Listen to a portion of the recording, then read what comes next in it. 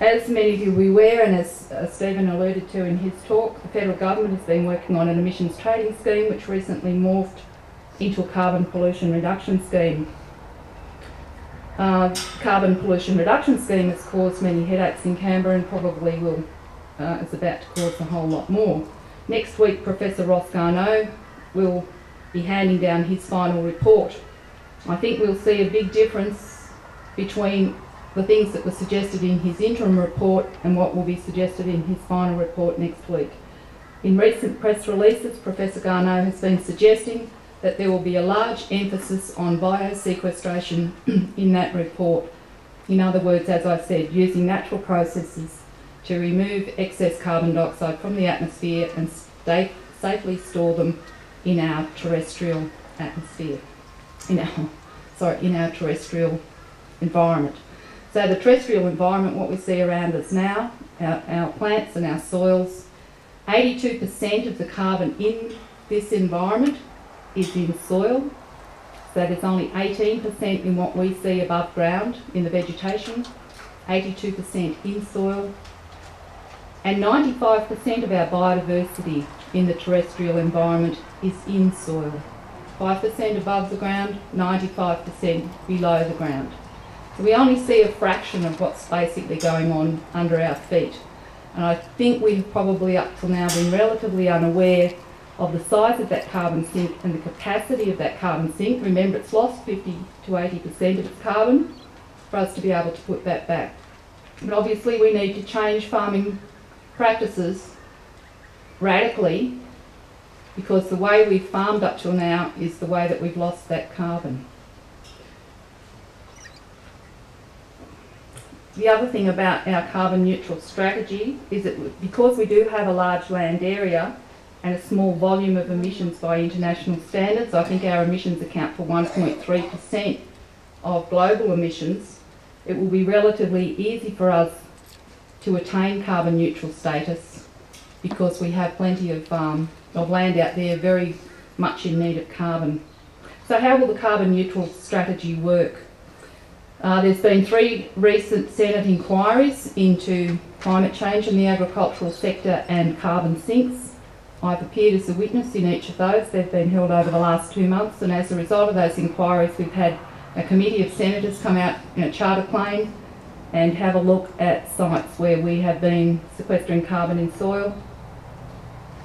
And as I explained to them, the most simple strategy that we can adopt right now, and there's other things that we can work on later, well, number one, we have to farm in a different way to the way that we have up till now.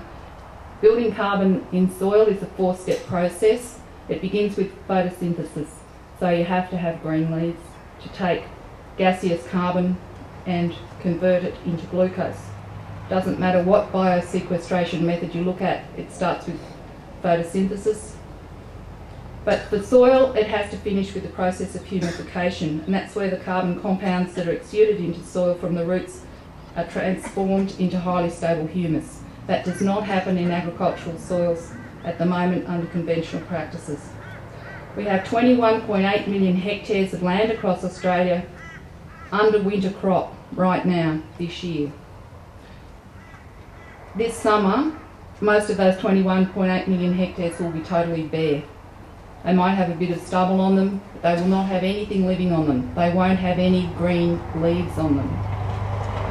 So apart from a few areas where seasonal conditions permit opportunistic cropping, such as here in Queensland, but when we consider areas of New South Wales, Victoria, South Australia and Western Australia that are currently carrying winter crop, there's no opportunity for opportunistic summer cropping in those areas. It's probably going to be 40 degrees day after day after day, and that soil is just going to sit there and bake in the hot dry sun. So any carbon that those plants fixed in winter time is going to be lost over summer. So we just keep going round and round. We have green leaves and then we have bare ground, green leaves, bare ground. What we need is year-long green farming. We need to have living plants there the whole time, and we need to have something that supports biology in the soil. Microbes basically are the engineers for the environment, soil microbes. So that if we don't have something living there, if we don't have something feeding those microbes, We need to channel energy in to make that soil engine run, and that energy is carbon. We consume carbohydrates when we need energy. We put hydrocarbons in our car. Hydrocarbons are just carbon and hydrogen, carbohydrates, carbon, hydrogen and oxygen. We can just put very simple carbon compounds into soil through plant roots, and that drives the whole soil engine. It's all based on that. So that we have an ideal opportunity for year-long green farming, particularly in the southern parts of Australia, because even though their rainfall is winter dominant, 35% still falls in summer, and we found that summer active tropical grasses survive amazingly well in that environment. They shut down sufficiently in winter to enable annual crop to be superimposed on the perennial base. So we can have perennial cover cropping in our southern regions, and we can cover crop sufficient area of land to actually make Australia carbon neutral, which will be very exciting. It doesn't mean to say that we should not reduce our emissions. It just means that it buys us time to find other ways of a different kind of an economy other than an economy based on carbon. So from a carbon neutral strategy, from an Australian perspective, we're very confident that we have sufficient area under perennial cover cropping to achieve that goal of carbon neutral status, or we will have. But from a Queensland perspective, we're curious to know whether this southern technology will work here, probably more from a productivity point of view, because Queensland soils have been running down in the same way that they have in other parts of Australia. I remember when people saying in the Darling Downs several decades ago that soil would never have any structural problems, it would never need fertiliser, and of course now it has massive structural problems and is requiring increasing amounts of fertiliser as time goes by. And the reason for that is because it's lost its carbon. But new ideas always take time to settle, to become adopted. And because I also remember in the early 80s talking to a farmer in the Darling Downs who just was experimenting with minimum till, and his neighbours were telling him that he was completely mad and it won't work here. And of course now across Australia we're seeing roughly 75% of crops grown under minimum till. So the first reaction always is that it won't work here. And when we started talking about perennial cover cropping in Queensland, we were told that it won't work here. Tomorrow, those of you who come on the field trip to Moretti's will be having a look at some people that are attempting to make that work here.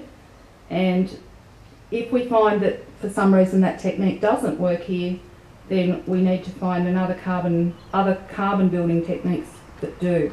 And we'll also be discussing some of those in the workshop this afternoon. How am I going for time, Peter? That must be pretty close. Okay, so that's our strategy for making Australia carbon neutral and also helping to improve the health of our soils.